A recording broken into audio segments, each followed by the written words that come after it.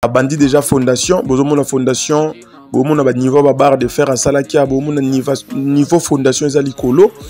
Donc à salaki fondation pour na 3 niveaux. Donc alingai atonga immeuble il y a 3 niveaux. Mende balobara toujours l'homme propose et Dieu dispose. Donc lelo oyo a eu décision il y a côté on a marché, il y a côté Kayango et le propriétaire nous a contacté pour la mise en vente de sa parcelle. Donc voilà un peu. La dimension de la parcelle est de 5 mètres x 11. Donc 5 mètres x 11, soit 55 mètres carrés. Pour na somba déjà na barumbu baebi le prix par mètre carré à barumbu ndenge et salelaka. Donc je crois que tu as vraiment le problème. Mais avant tout, tout l'accent nous sala onde kwa salaki. Donc bomona niveau béton ou achaki awa tu étudié peu à barre de fer.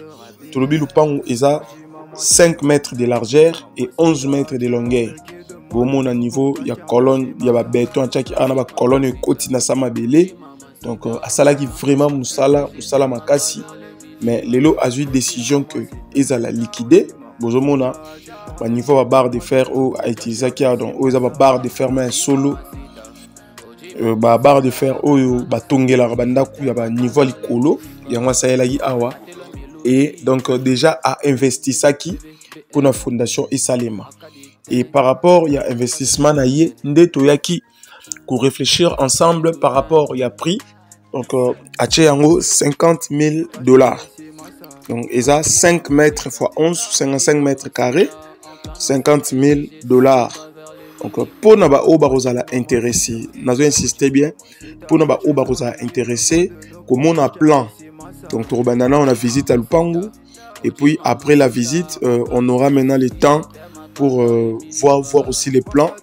Ils en ont beaucoup, il y a un propriétaire, ils en ont plan, il a tous ces documents. Donc, on peut baza sur place otomoni nandaku oyo ezali batu baza liboso kuna.